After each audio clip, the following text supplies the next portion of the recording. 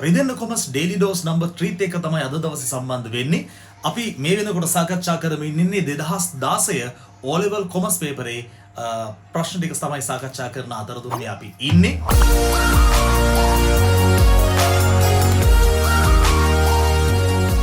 පළවෙනිම ප්‍රශ්නේ අද දවසේ බැංකු මගින් සපයනු ලබන සේවා කිහිපයක් පහත දැක්වේ. අපිට මේකෙන් තේරෙනවා බැංකු ආශ්‍රිතව තමයි මේ ප්‍රශ්න නිර්මාණය කරලා තියෙන්නේ.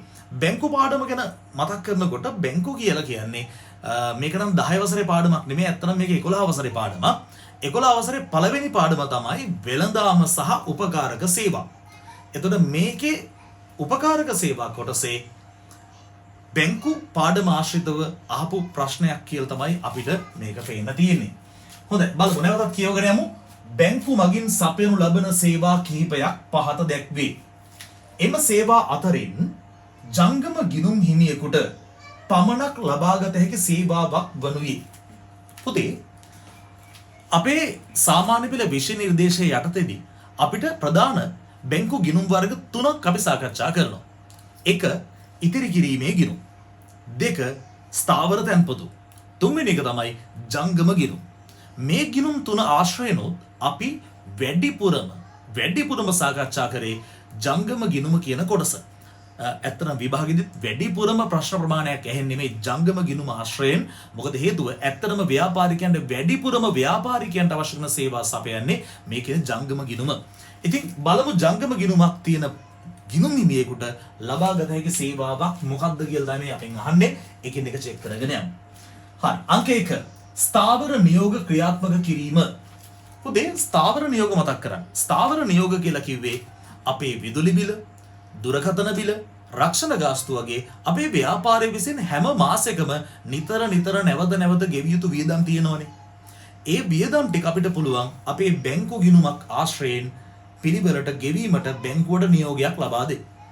එතකොට බැංකුව අපේ ගිණුමේ මුදල් ශේෂ අඩු කරගෙන හැම මාසෙම පිළිවෙලට අපේ account එකෙන් අපේ බිල්පත් ටික ගෙවනවා. මේක ඇත්තටම ජංගම ගිණුමකින් ලබා ගන්න පුළුවන් සේවාවක්. හැබැයි මේක ජංගම ගිණුමකින් විතරක් නෙමෙයි, මේක ඉදිරි කිරීමේ ගිණුමකින් පවා අපිට ලබා ගන්න පුළුවන් සේවාවක්. ඒ නිසා මේක ජංගම ගිණුමකින් පමණක් අපි කියවනේ පමණක් කියලා. පමණක්ම ලබා ගන්න පුළුවන් සේවාවක් විදිහට අපි සලකන්න බෑ. ජංගම ගිණුමකින් විතරක්ම අපිට ලැබෙන සේවාවක් විතරක් නෙමෙයි මේක. එකින් එක බලාගෙන යමු. එහෙනම් මොනවද ඒ කියලා. හරි. එහෙනම් මම අපාරක් කියනවා ජංගම ගිණුමකින් පමණක් ලැබෙන සේවාවක් නෙමෙයි ඒ පිළිතුර. බැංකු අයිරා පහසුකම් ලබා දීමය. බැංකු අයිරාවක් කියන්නේ මොකක්ද?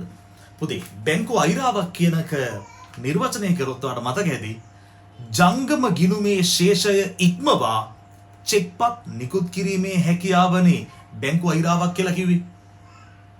ඒ කියන්නේ උදාහරණයක් අපේ බැංකු ගිණුමේ තියෙන රුපියල් 5000යි නම් අපිට රුපියල් 7000ක චෙක්පතක් නිකුත් කරන්න අවශ්‍ය වුණොත් අපිට ජංගම ගිණුමක් තියෙන පුද්ගලයෙක් විදිහට බැංකුවේ කළමනාකරුත් එක්ක සාකච්ඡා කරලා අපිට හැකියාව තියෙනවා අපේ බැංකු ගිණුමේ තියෙන රුපියල් 5000 ශේෂයේ ඉක්මවලා රුපියල් 7000ක චෙක්පතක් නිකුත් කරන්න. මෙන්න මෙවැනි තත්ත්වයක් අපි කියනවා බැංකු අයිරා පහසුකමක් කියලා. අන්න එවැනි බැංකු අයිරා පහසුකමක් මේක කෙටි කාලින බැංකු ණයක්. මේ වගේ කෙටි කාලින බැංකු ණයක් බැංකු අයිරාවක් ලබා ගන්න පුළුවන් වෙන්නේ නම් ජංගම ගිණුමක් තියෙන චෙක්පතක් තියෙන කෙනෙක්ට විතරමයි. එහෙනම් නිවැරදි පිළිතුර අංක 2. හරි. ඊළඟ එකත් නිකමට කියවගෙන යමුකෝ ඊළඟ උත්තර දෙකක්.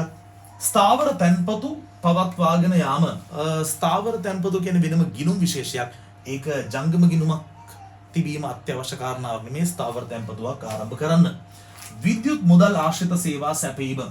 විද්‍යුත් මුදල් ආශ්‍රිත සේවා සැපීම කියන කාරණාව ජංගම ගිණුමට අමතරව ඊට අමතරව ඉතිරි කිරීමේ ගිණුමක් තියෙන අයට තමයි ප්‍රධාන වශයෙන්ම විද්‍යුත් මුදල් ආශ්‍රිත සේවා පහසුකම් ලැබෙන්නේ. එහෙනම් නිවැරදි පිළිතුර අංක 2.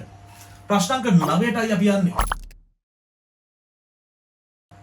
බැලුමට මේකත් බැංකු පාඩම ආශ්‍රිත ප්‍රශ්නයක් වගේ තමයි. මහජන බැංකුවේ ජංගම ගිණුම් හිමියෙකු වන කපිල. එතකොට අපිට පේනවා කපිල කියන පුද්ගලයාට තියෙන මහජන බැංකුවේ ජංගම ගිණුම. අපි යන්කෝ ඉස්සරහට. ලංකා බැංකුවේ ජංගම ගිණුම් හිමියෙකු වන සපුමල්ට චෙක් පතක් නිකුත් කර ඇත. නියමයි. දැන් මේ සිද්ධියත් අපිට ක්ලියර් කරගන්න ඕනේ. කපිල තමයි චෙක් පත නිකුත් කරලා තියෙන්නේ කාටද? සපුමල්ට. එතකොට සපුමල් තමයි චෙක් පත ලැබුණු කෙනා. කපිල තමයි චෙක් පත ලබා දුන්න කෙනා. යමු ඉස්සරහට. මෙම සිද්ධියේ සඳහන් චෙක් පතේ අනකරු ආදායකයා පිළිවෙලින් දැක්වෙන පිළිතුර තෝරන්නලු. අනකරු පුදේ චෙක් පතකට සම්බන්ධ ප්‍රධාන පාර්ශවයන් අපි 3 දෙනෙක් හඳුනා ගන්නවා සාමාන්‍ය පෙළ විෂය නිර්දේශයේදී. එක අනකරු, ඒ කියන්නේ චෙක් පත අනකරන කෙනා. ඒ කියන්නේ ගිණුමේ අයිතිකාරයා, ජංගම ගිණුමේ හිමියා. දෙක අනලදු. අනලදු බවටපත් වෙන්නේ කවුද? අන ලබා ගන්න බැංකුව. ඒ කියන්නේ මගේ බැංකුව, ඒ කියන්නේ මම නම් ජංගම ගිණුම් හිමියා, මම අන ලබා දෙන්නේ මගේ බැංකුවටනේ. මේ චෙක් පත රැගෙන එන පුද්ගලයන්ට මුදල් ගෙවන්න කියලා. ඒතර මේ බැංකුව මගේ වාණිජ බැංකුව තමයි අන ලදු බවට හැමතිස්සෙමපත් වෙන්නේ. ඒතර ආදායකයා තමයි ඊළඟ පාර්ශවය. ආදායකයා කියලා කියන්නේ හැමතිස්සෙම චෙක් පතේ නම සඳහන් වෙලා තියෙන මුදල් හිමි විය යුතු පුද්ගලයා. අපෙන් අහන්නේ මුලින්ම අපෙන් අහනවා අනකරු කවුද කියලා.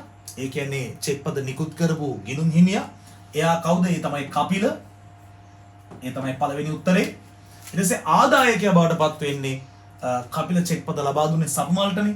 එහෙනම් දෙවෙනි උත්තරේ බවට පත් වෙන්නේ සපුමල්. එහෙනම් කපිල සහ සපුමල් කියලා උත්තරයක් තියෙනවා නම් ඒක තමයි නිවැරදි පිළිතුර වෙන්නට ඕනේ. කපිල මහජන බැංකුව. මේ උත්තරේ වැරදි. සපුමල් වැරදි. දෙපැත්ත මාරු වෙන්න ඕන. ලංකා බැංකුව ඒකත් වැරදි.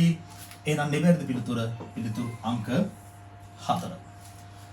හොඳයි. මේ තමයි අපේ ප්‍රශ්නාංක 9 ඩේලි ඩෝස් ප්‍රෝග්‍රෑම් එකේ 3 වෙනි වැඩසටහන ඇතුළේ අපි සාකච්ඡා කරනවා. නැවතත් අපි හමු වෙමු ඩේලි ඩෝස් නම්බර් 4 එක.